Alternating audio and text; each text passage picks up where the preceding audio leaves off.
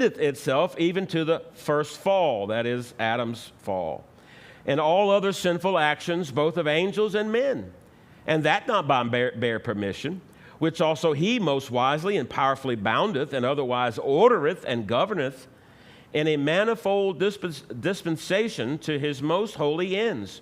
Yet so, as the sinfulness of their acts proceedeth only from the creatures, and not from God, who being most holy and righteous neither is nor can be the author or approver of sin. So with these two paragraphs grounding us in our understanding of God's sovereignty, let's look at some places or some areas in Proverbs that God is sovereign over. Now, obviously, we could say God's sovereign over all. We just read that. We could go to one verse that shows that God's sovereign over all. But I think for us to understand this, God gives us certain areas to look at to see how he does this. And so the first one we want to look at, if you turn to Proverbs 16, and we'll look at several verses in there, but quoting from other places, and that is God's sovereignty over man's plans, or mankind's plans, whatever how you want to say it. Man's plans. Look at chapter 16 now in verse 9. It says, a man's heart plans his way, but the Lord directs his steps. Another Proverbs is Proverbs 19:21. There are many plans in a man's heart, nevertheless the Lord's counsel that will stand. Now this begins to get to the heart of the matter. In some of these two verses we see why our Reformed forefathers recognized the fact that God was the first cause of all things, and the plans that men make, that we all make, are secondary. And again, our confession, if you haven't closed it yet, on page 673, paragraph 2 of chapter 5, concerning the subject of first and second causes, although in relation to the foreknowledge and decree of God, the first cause, that is, all things come to pass immutably and infallibly. So that there's not anything befalls any by chance or without his providence, yet by the same providence he ordereth them to fall out according to the nature of second causes, either necessarily, freely, or contingently. Again, Proverbs 19:21, there are many plans in a man's heart. That's the secondary cause. How do I know this? Because nevertheless, it's the Lord's counsel that will stand. This is the first cause. Now, the first thing we need to understand as we consider this subject is that man's plans, though they are secondary cause, is not made obsolete by God being the first cause.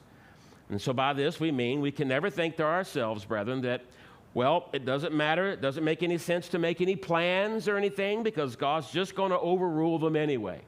No matter what plan I make, God's going to just overrule them, do his own thing, so why should I make any plans?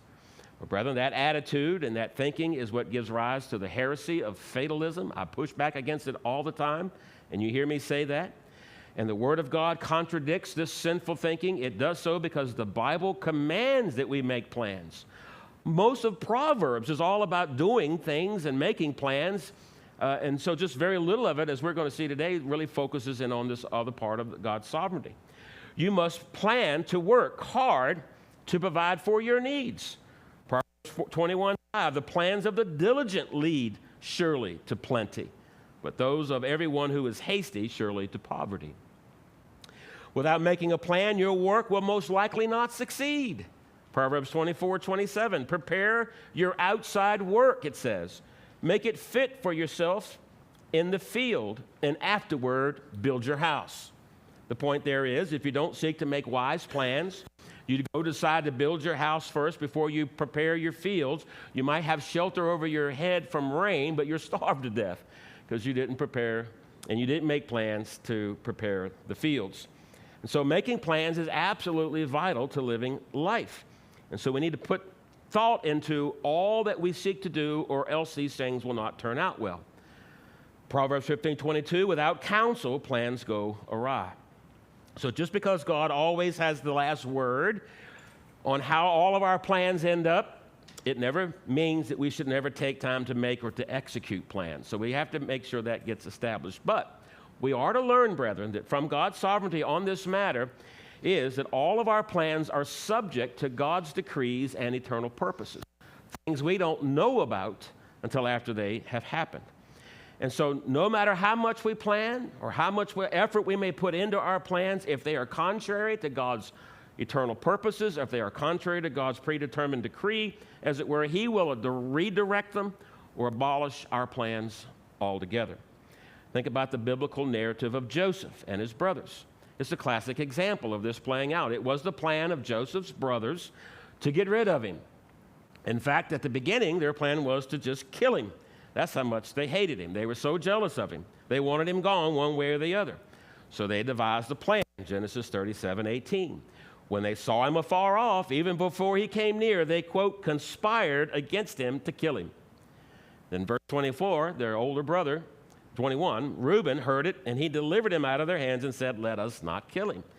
So God was working in Reuben to prevent that part because God had a plan for Joseph. God overruled the brothers' plans to kill him, and through Reuben saved his brother. But then the Lord did allow all of them to sell Joseph off into some Midianite bandits or traders, if you will. And so God was behind the scenes, as it were, so to speak, guiding, directing everything so that Joseph would end up in Egypt and be used to prepare for a great famine by which God would cause, because he's sovereign over the weather as well, but to do it to save many people alive. And so that wonderful verse we all know, Genesis 50:20, as for you, you meant evil against me, Joseph said to his brothers, but God meant it for good. And so one of the great applications, brethren, from this glorious truth that God is sovereign over all of our plans isn't to stop making plans, but to never get sinfully frustrated or angry when they don't work out. Now, we all do it still, don't we? But we're to learn from this, that God's sovereign over our plans. When they don't work out, it will always mean that our good and glorious Creator and gracious God has something different in mind. And if he has something different in mind and you're a child of God, then that means it has to be for your good and for his glory. And you just keep preaching that to yourself every time things don't work out, whether it's a big thing or a small thing. The second thing Proverbs teaches us that God is sovereign over is that he is sovereign over man's heart and will. Sovereign over man's heart and will. Again, Proverbs 21:1. You don't need to turn there. I'll quote it to you. You know the verse anyway. The king's heart is in the hand of the Lord. Like the rivers of water, he turns it wherever he wishes. Again, that was one of those verses I would read back in the day thinking, wow, God really is super sovereign or absolute sovereign, all these adjectives I would try to come up with. Now, I'm not sure if you've ever thought about this when you read that verse, but why did Solomon, assuming he was the one that wrote it, use the example of the king? Well, because all of the men upon the earth that you think would have sovereign autonomy over his heart and will would be a king. He's the one guy who has the authority to pull it off, right?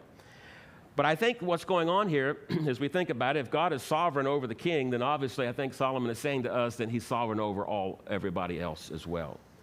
Now, this point really gets to the heart. This gets to the controversy of where we think about man's free will and sovereignty. How can God turn the king's heart in one direction or the other without violating his will?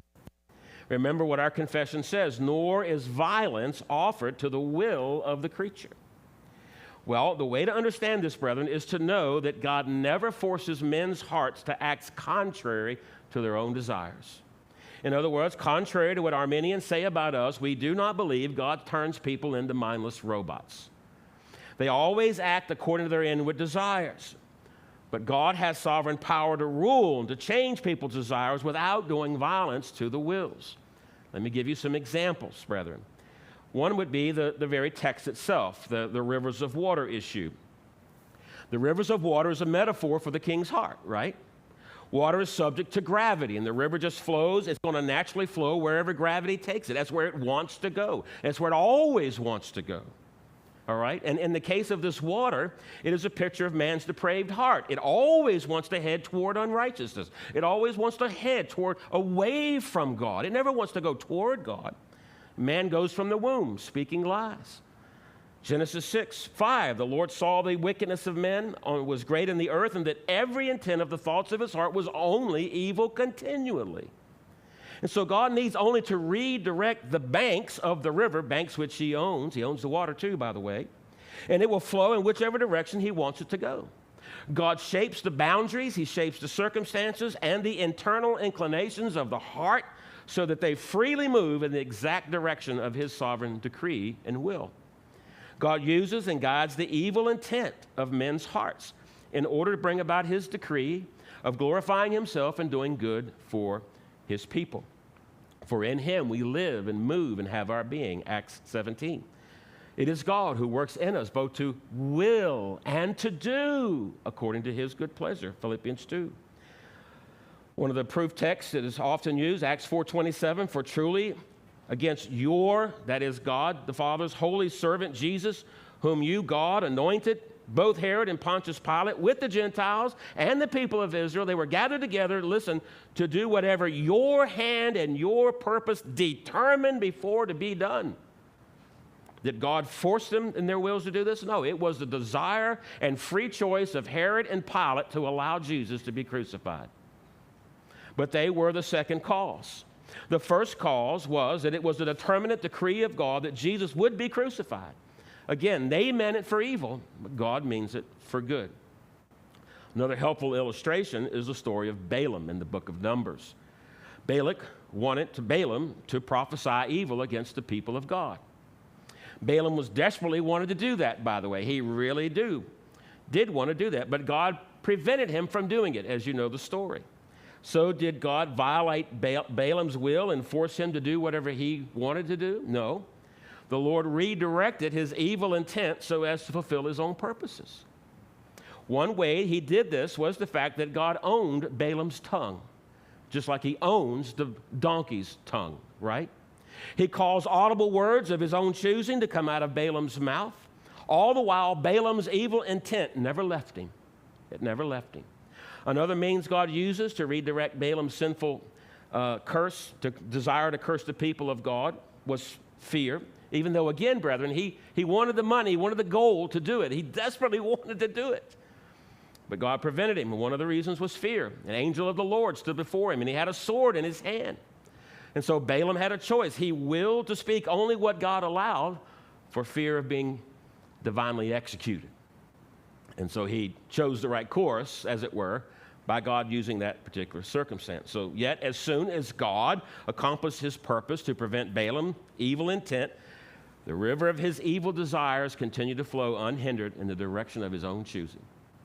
Now, that's one way those are the illustrations. We consider that. I know lots of things are going off in your mind there, but he is sovereign over the heart and will of men without violating it in a sense of forcing them to sin. That's the point.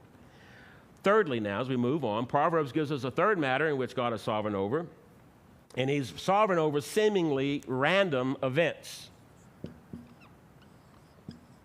Seemingly random events. And this is the one we probably forget the most in the Christian life. We just stop thinking about it because it's so small, we don't think God has anything to do with it. But look at, you're in Proverbs 16, verse 33. The lot is cast into the lap, but its every decision is from the Lord. Again, this was such an eye-opening truth to me, again, as I understood learning about God's sovereignty. As a people, brethren, who believe our Bibles, we wholeheartedly confess and believe there is no such thing as luck or this thing called chance. R.C. Sproul was famously saying, what are the chances that chance exists? Not a chance. He would go on to say, listen to this, chance is not a thing. It has no power because it has no being. Chance is merely a word that we use to describe mathematical possibilities. Now, one of the supporting verses for this particular truth here, the whole doctrine of God's sovereignty, is Ephesians 1:11. Him also, in him, we have obtained an inheritance, being predestined according to the purpose of him who works all things. Now, the Arminians love to promote the all means all. Well, we're just right with them on this text. All means all. Small things, random things, according to the counsel of his will. Again, in God we live and move and have our being. God governs all things in his creation, to the greatest of them, to the smallest of them. Psalm 115:3, our God is in heaven. He does whatever he pleases. Matthew 8:27, even the winds and the seas obey him. Deuteronomy 32:39, now see that I, even I, am he, and there is no God besides me. I kill and I make alive. I wound and I heal. God's sovereign over it all. Every event, every single event. Quoting Sproul again, there is not one maverick molecule in the entire universe. God is absolutely sovereign over every single event, no matter how small or how great. Jesus himself taught this, Matthew 10:29, are not two sparrows sold for a copper coin, and not one of them falls to the ground apart from your Father's will. Many events in life appear random to us. We think about Ruth in chapter 2. She just happened to come upon Boaz's field. The text just put that in there, right? For what? To show that it wasn't random. God was preparing the Messiah all through all of those events. So we have many of these things. They appear random to them, but God is sovereign over them. Any meeting a future spouse, a job opportunity, a delayed flight, a car going too slow in front of you, a car going too fast around you, an unexpected illness, a chance conversation at the grocery store, car wrecks, car accidents. In the true sense of the word, there's no such thing as accidents. When we consider, again, that God is sovereign over all of it. The only way anything can happen is God, period, full stop, right? God is behind each one, guiding, directing, creating the outcomes of each and every single one. Now, don't want to belabor this point, third point too much, but it should give us some great insights as to how to live the Christian life with some measure of joy. First of all, it should help us in dealing with anxiety. All of us deal with it. The Bible says a lot about it, actually, doesn't it? And so no wonder Paul says in Philippians, be anxious for nothing. Well, why? Well, nothing's going to happen to you that God hasn't decreed from the foundation of the world. Providence is what is. Everything that's just happened is a part of God's outworking of his divine providence, which is, again, all things. 3 times in Jesus' Sermon on the Mount, do not worry, do not worry, do not worry. Why? Because he provides, he guides, he directs. Doesn't mean, again, as I said earlier, it doesn't mean you don't plan. Doesn't mean you don't work hard, you don't be diligent. All those, a lot of diligent stuff in the book of Proverbs. Secondly, the knowledge that God is sovereign over seemingly random events should also serve to keep us from becoming so frustrated so often. And I confess, I get frustrated when somebody gets in front of me going too slow. I don't know, it's what it is. But I have to remind myself, Alpheus, it's okay. This person's in front of you. It's like, I don't know what it is, but this hill right here, when I come into Roanoke or to the church, every time I come up that hill, there's a tractor and trailer just trying to, and I can't go around it because I got to make a right turn at the church. But why do I get frustrated? Well, because I forget that slow tractor and trailer, God has put it right there in front of me to find out how I'm going to act about that frustrating situation. But it should teach us to rein in these inconveniences that cause us frustration, to deal with them with patience and calmness, because even the little things, God is sovereign over. I had a lot more faith when I was a young man, as a younger Christian. I would go into parking lots, and I just would start praying, Lord, would you give me a space close to the door? Would you give me a space close to the door? I can't tell you how many times he'd give me a space close to the door. And so now, I over years, you just forget about doing those things. I'm like, oh, look how far I got to walk. Somebody didn't put the cart back. And it's just like, okay, God's sovereign over all of them. It's true of the big events as well, brethren. They all fall under God's decree and sovereign purposes. Therefore, we should face them with the greatest trust in our Heavenly Father, who has ordained all that happens to his children for their good and his glory. Stonewall Jackson was asked by his captain why he was, many of you know this story, how he was able to stay calm in the midst of battle with bullets and cannons going off, not bullets, but little balls they had used in those guns, but asked him how he could stay so calm. And he answered the captain. He said, Captain, my religious beliefs, by the way, he was a Presbyterian Calvinist, my religious beliefs teach me to feel as safe in battle as in bed. God has fixed a time for my death. I do not concern myself about that, but to be always ready. No matter when it may overtake me, Captain. Captain, that is the way all men should live, and then all would be equally brave. Now, he wasn't a fatalist in this area, but he understood something of the sovereignty of God. And so this truth should serve, brethren, to combat the tendency to become sinfully angry, as we all often do, all those things that push our buttons, that cause us to want to boil up on the inside in anger. These are God's sovereign events that just came to you. Every one of them is a test for you and me. How are you going to deal with it? Are you going to act in sin and get angry? Or are you going to humble yourself and be patient and be calm and love and serve and all the other things? A lot of times our anger is just pushing against God's decree, and that we're not going to win. We're not, the anger of man does not work the righteousness of God. You're not going to overcome the decree of God. So that thing that makes you angry, you need to deal with it as God would have you to deal with it, which is through humility. He is the first cause of whatever it is that takes place, whatever it is that made you angry. He's the first cause of it. Therefore, we should have his hand and look at his hand of providence in the midst of it and submit to that divine providence. That's what it is. Now, Proverbs, again, is shown as three areas: man's plans, heart wills, random events. But one more, and that is he is sovereign over the elect and the wicked.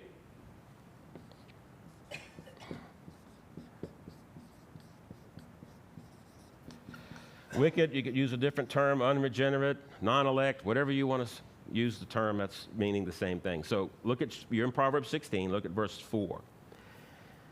The Lord has made all for himself, yes, even the wicked for the day of doom.